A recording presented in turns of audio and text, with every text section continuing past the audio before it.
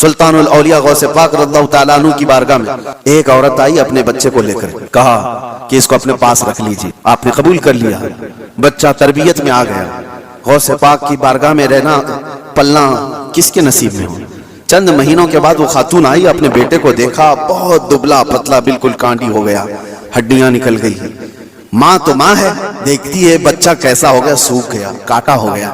تو اس نے دیکھا کہ غوث پاک کہاں ہے، جا کر کے دیکھتی ہے اندر تو غوث پاک کے دسترخوان پر اچھی اچھی غذائیں تھی، کچھ مرغ گوشت وغیرہ رکھے ہوئے تھے، اور یہ بوڑھی عورت کا بیٹا سوکھی روٹی پانی میں بھگو کر کھا رہا ہے، کونے میں بیٹھا ہوا۔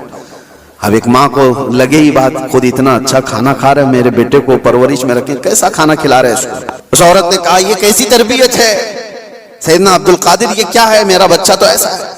آپ نے جواب کچھ نہیں دیا۔ تھوڑی دیر کے بعد کھانا ختم ہونے کے بعد ان ہڈیوں کو ایسے جمع کیا اور کہا قم باذن اللہ، اللہ کے حکم سے اڑ جاؤ۔ ایک مرغی پھڑ پھڑاتی ہوئی کھڑی ہو گئی۔ ہاں آپ نے کہا کہ جب تیرا بچہ اس قابل ہو جائے تو وہ بھی روز مرغی کھائے۔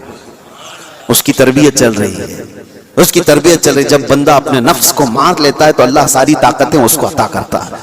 اللہ کے لیے جب بندہ دنیا چھوڑ دیتا ہے تو اللہ اس کا ہو جاتا ہے۔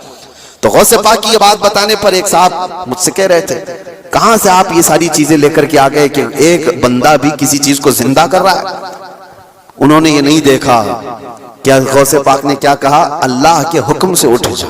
گفت ہے وہ گفت ہے خدا بوت، فارسی میں کہا جاتا ہے اللہ کا ولی اس مقام پر پہنچ جاتا ہے کہ جب وہ بولتا ہے تو زبان اس کی ہوتی ہے، کلمہ اللہ کا ہوتا ہے، کلمہ اللہ کا ہوتا ہے۔